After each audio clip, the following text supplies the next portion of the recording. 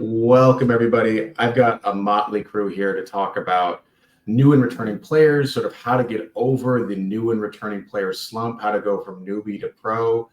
We have Yeehaw or Misha and NRabbit, Eddie, and Teacher Charlie, who all kind of come from this totally different perspective. NRabbit, you've been playing like only the last 2 years. Misha, you kind of rejoined even more recently than that, but you played before. And then Teacher, you're kind of a long time player. So I was just thinking, like, people that try to get back into this, it can be a really big burden, and the barrier to entry is really high. When there's thousands of cards or out of print, you don't really know how to even buy them. And so we thought we'd just kind of get a discussion going of how you can get into this game and start improving and go from losing every game to at least putting up a good fight. So, Misha, do you want to talk a little bit about the format from your starting out, maybe the best format to start out with and just tinker around with? Yeah, definitely. So I think I mentioned this on the other video that may never see the light of day, but Matt, I returned to the game and your videos with Andy were fundamental to kind of learning the game. So wanted to just say thanks for having me on the show. It's kind of funny, full circle to be on, doing some talking versus just watching all the videos, trying to figure out how to play the game. So thanks for the videos and thanks for having me. So with that said, yeah, I think it is really hard to return back to the game. And I think starting with the earlier formats and specifically Premier through Hoth, because that's what we're doing in the Retro League right now, there are some fundamental pieces that are learned by new players playing the very early form of the game as, you're drawing into your sites and you're managing your resources.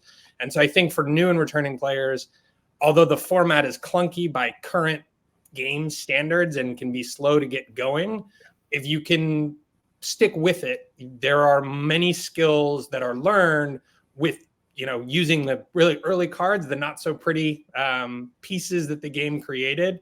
And I think that's a really good way to get rolling so that as you kind of look at the later metas and the cards improve with power creep and things like that, you've got the fundamental basics down and can be competitive in some of the later formats. I mean, Eddie, what do you think? Coming back, you've been back longer than I have. Yeah, I definitely agree. I think because of, I'll call it the simplicity of the earlier formats, it really makes you focus on a lot of the fundamentals, like you say, like the concept of, how much do I need to deploy in a given battle or a given location, or efficiency of resources, basic things like, counting power and forfeit, and figuring out, am I going to overflow? Do I need to deploy more? And then the deploy beat, counter beat kind of cycle. It really makes you focus on those things as opposed to all these complex interactions of cards. Yeah, I think it's also just a really good way of fundamentally learning, especially if you're doing it via GEMP online. You start to realize that the action, like I learned in paper years ago, and it didn't really ever click that, okay, I play something, now my opponent has an action, right? And then I have an action.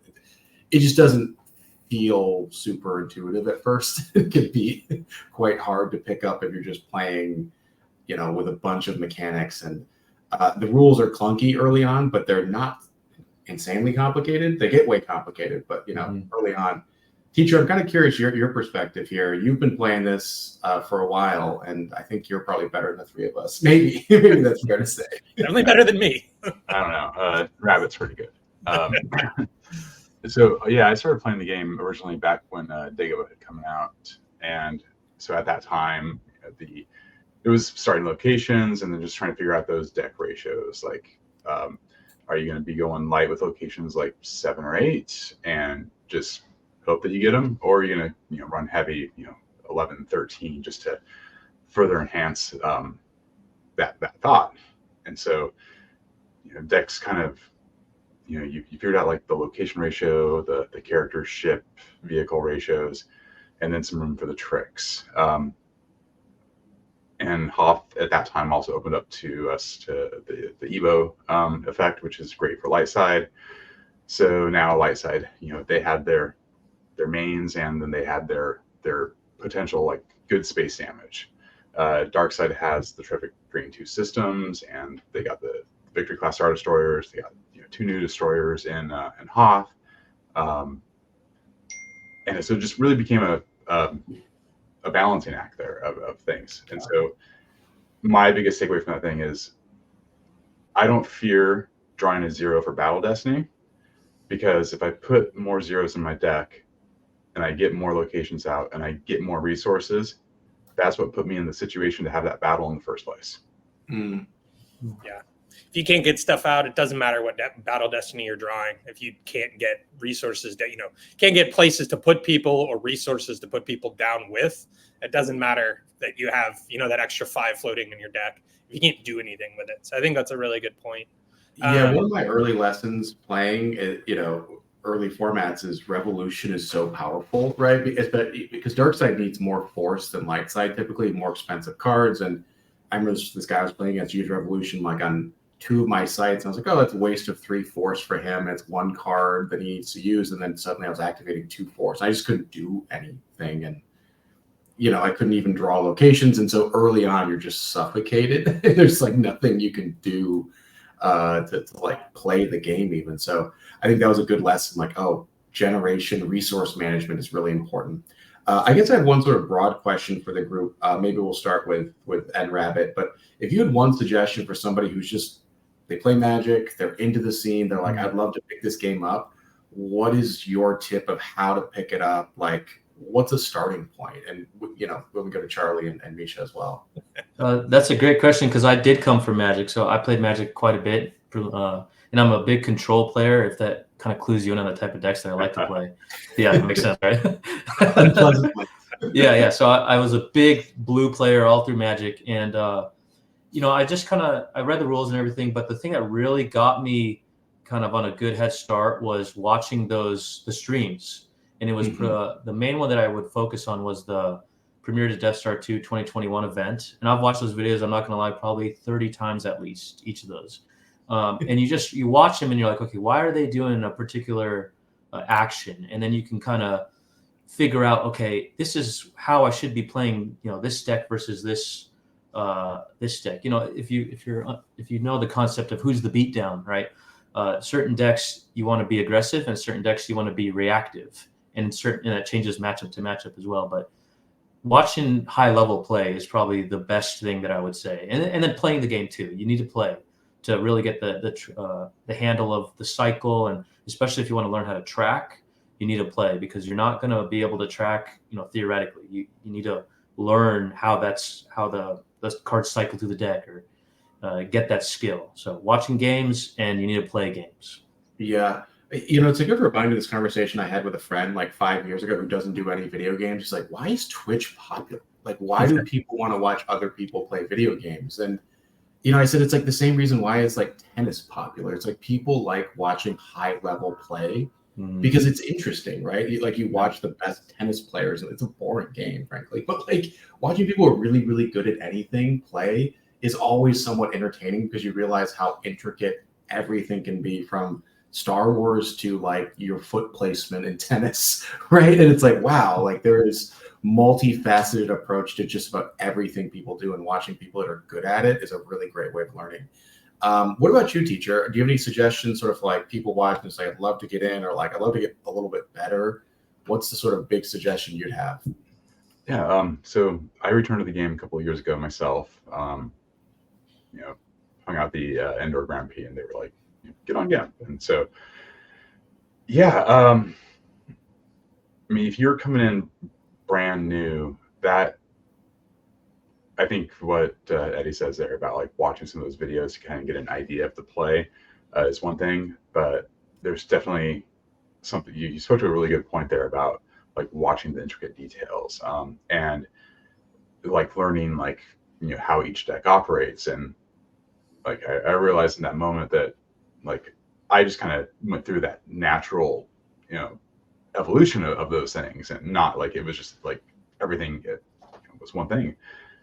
But no, your recommendation of going back and watching old Retro League videos is really solid.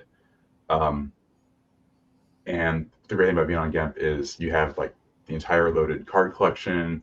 You're not limited by what your own collection is, and so you have the potential to be you can build whatever you want. And if you find out it's bad, just trash it and start over. I don't get too locked into a deck idea. If it doesn't work, just set it to the side and work on something else. And then maybe down the road, something will click and you'll be like, hey, you know what? There's that idea I had back in the day.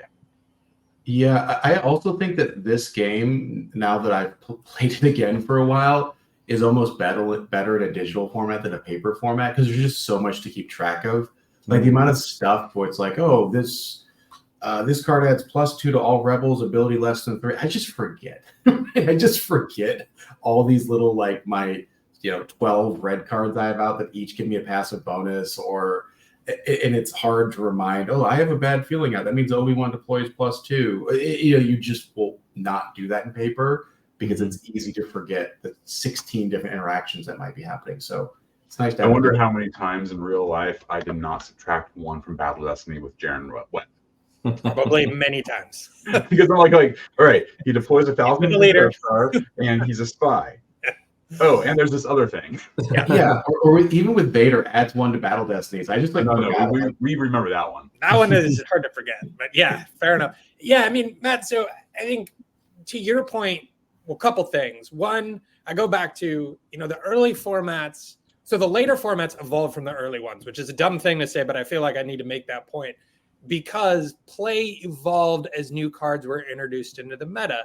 And so if you can start with the early stuff, learn the basic pieces, and as new things are added, you're going to evolve as players back in the day evolved. And as a result, you're going to have a better understanding of the existing cards in whatever format that you're in, because you have that fundamental basic knowledge of having gone through the evolution of the game, the way the game evolved, and the way the players of the game were introduced to the new ideas and the new effects and the new cards as the sets were released. And I think returning back to a game that's already out of print with thousands of cards out there is some benefit in like learning the game as it was released, because that's how people at the time learned the game. And the good players, those that stuck around and did tournaments and stuff back in the day, I mean, that's ultimately how they were learning and playing the game, right?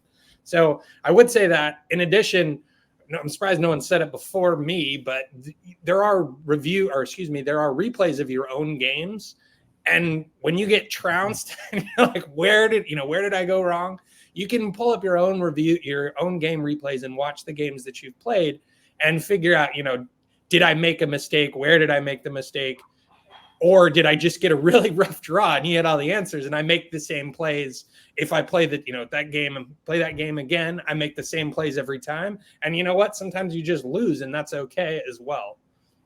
I'm glad you mentioned that, if I can add to that, because I think it's a very good skill and very helpful to you. If you can look back at your own replays and objectively look like, okay, what did I do wrong here? What if there's like one lesson maybe.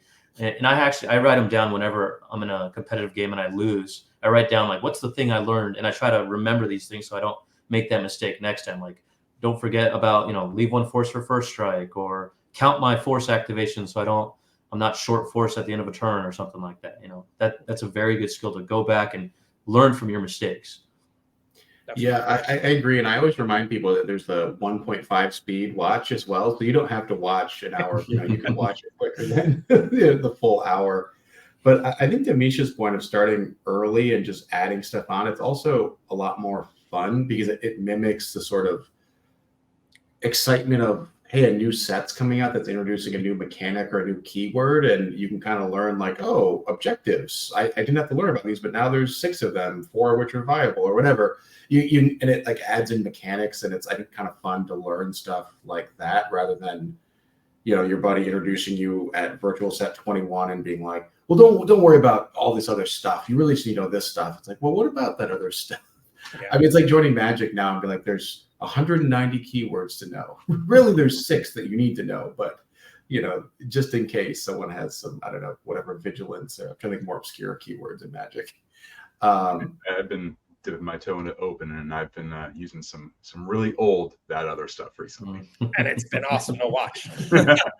It's very cool, and I like that you said that, Charlie, because what you're doing in open is bringing back some stuff, fundamental tricks from the early release game and introducing it into the open meta.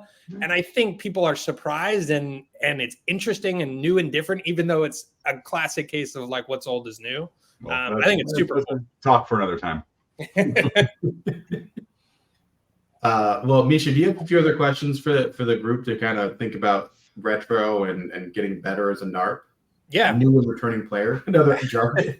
Sometimes I catch myself. I'm like, oh, the NARP forgot about profit and the da-da-da. It's like, well, if anybody's 15 minutes into this video, they probably know what a NARP is, but fair enough. Yeah, probably. I should have led with that. Yeah, I mean, I guess so.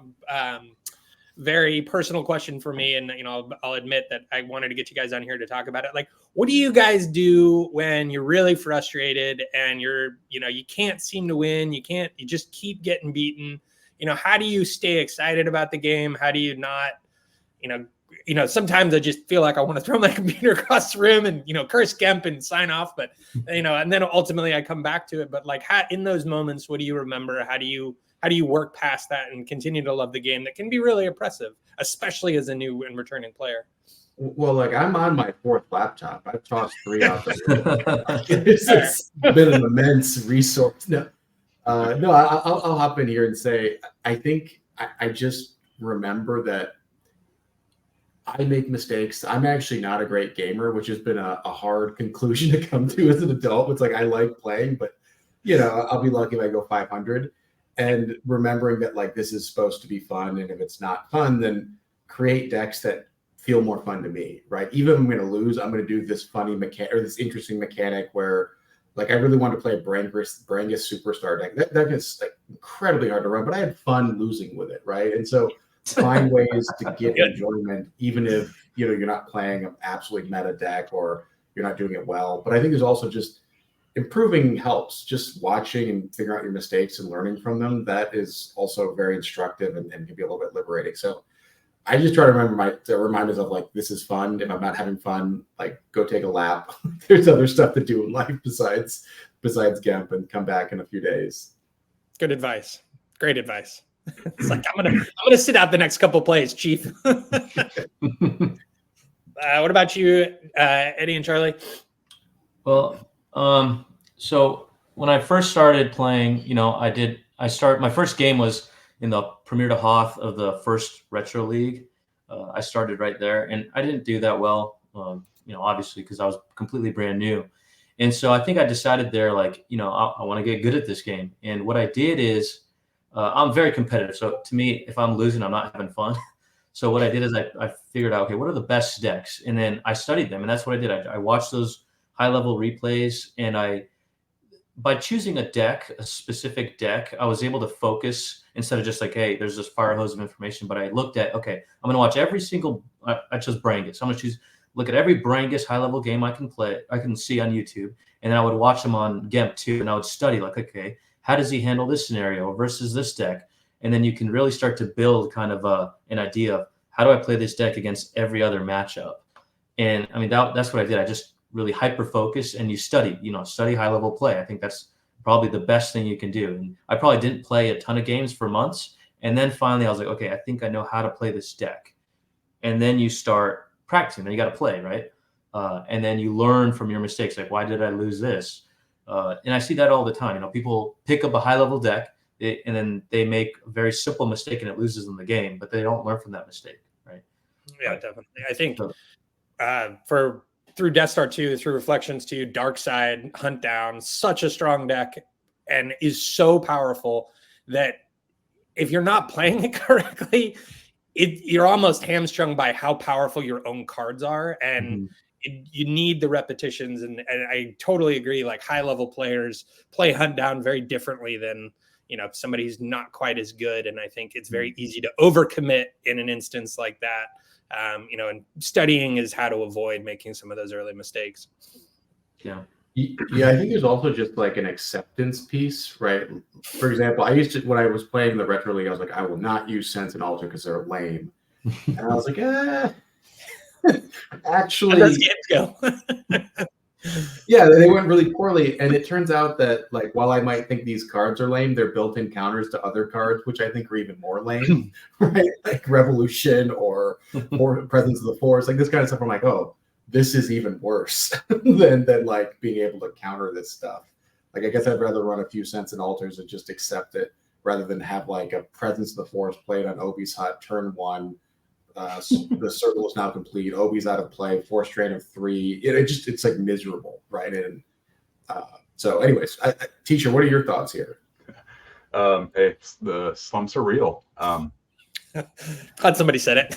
Yeah, slumps are real. I feel like every deck matchup like generally has like a winning percentage that's more in favor of one going into a match. But then the player behind those definitely adds changes that modifies that up.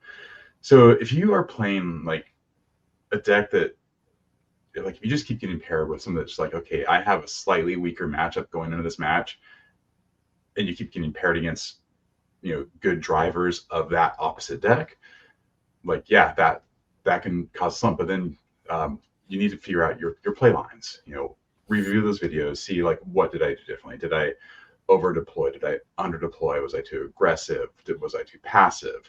And we have ideas, you try to incorporate them. And if they don't work, well, don't give up after one time, try it again. It's continuing to evolve and learn. And you just have to, you have to figure in, a grind. like, okay, is there a trick that I can put in here?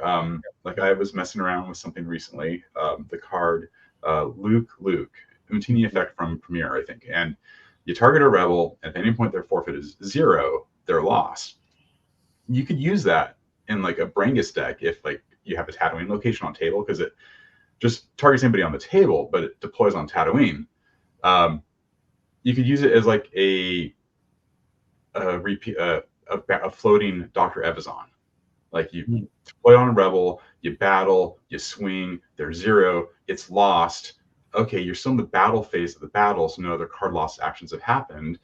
You can Brangus for it back, and then continue to go about your turn. Or one of the advantages for a Brangus deck is that like you battle them, and then the last card you lose from that battle, you can pop back with Brangus. Well, with like that Untini effect, you could park a weapon in front of their person, and okay, maybe you risk losing your person in the fight, but they've already had their drain phase, so they swing into you, then you swing back, you hit them, they're lost, you lose your effect, you retrieve it, and then at like the end of the battle, if your guy got hit, like okay, he bounces back, and the start of your turn, you can get that person back with Brangus. There's a lot of cool little answers that are out there, and it's fun to incorporate those. Absolutely. Yeah, and I'll say I have been in slumps, and one thing that we haven't mentioned is that a big part of this game is community based, and there are folks out there that are super excited about the game. Myself and I think the other 3 gentlemen on this call are great examples. They're embrace the social aspect of it too, if you can, and try to plug in. There are various Discords, there's Reddit, there's Facebook, there's the GEMP lobby. When you're having a hard time, reach out to those who are better and know more than you, and ask for help, and try to plug into the community part of it, because everybody's, in my opinion, not everybody, there are a lot of cool dudes that play this game and that are going to teach you some interesting stuff, and you might come away with some friendships that you wouldn't have had otherwise. And don't lose sight of that when you're stuck on your little computer in your own home. This game got repopular during COVID. I mean, I think Andy said this, that there's an aspect of this that can be very lonely or very independent, where you're just kind of playing on your computer versus like in real tournaments where you go to the game store and play. So, don't lose sight of the fact that there is another human being on the other side of GEMP that you are playing against. And there are others out there that are interested in the game that'll probably want to talk story with you. So I would throw that out as, something I tried to do, and still hasn't improved my gameplay that much, but, I feel better about spending time playing, when I've got somebody I can talk story with, about the game or whatever, after I get my ass kicked. Yeah, I agree. And we're going to wrap up here in a second. But the one thing that's nice about having an obscure hobby, well, I think it's safe to say this might be an obscure hobby, is it feels like personal, right? It's like, hey, my friends in real life, they don't really get this thing, and it makes it like it's mine, right? Like I don't have to like, if I wanted to play Magic, I would play Magic. I could go to a local game store and do it. That's fun at times, but it's nice to have something that feels like it's kind of your thing, and it's not, shared with everybody, but it is also nice to remind yourself that in this somewhat small community, that it is the community and that people are really nice. And even this channel is an example. Like I started this like kind of on a whim, and I'm like, I guess there's people that are interested in this, and that's really what's kept me going. Like 250 videos plus. I'm like, how did all these get filmed? But it's because it's fun, man. And to kind of remind yourself that you're playing with other people that are also like, hey, I have this obscure hobby, it's mine, but let's share it a little bit. This is fun to remind yourself of that community. So any kind of final thoughts, Charlie, Rabbit, Yeehaw, Misha? I get the screen names mixed up here. Yeah, sorry. Don't play when you're tired.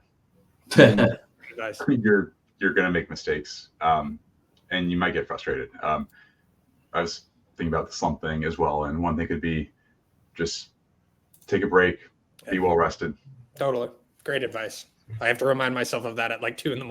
I'm like, I can just get one more game in. I just go to bed. I can't play distracted at all. It's impossible to play distracted. Yeah, that's also true too. You'll miss. You can't track at all. Impossible. Yeah. I think that's definitely great advice. What about you, Eddie? Any parting words? Just watch videos and play games, ask questions. I mean, there's so many people out there to help. I ask questions, and I feel like it's gotten me better at the game. Yeah. Well, thanks for hanging out, guys. It was a lot of fun. People in the audience, if you have questions or videos you'd like to see, we're happy to do lots of different topics. But that's all the time we have. Like, subscribe, all that good stuff, and we'll catch you next time.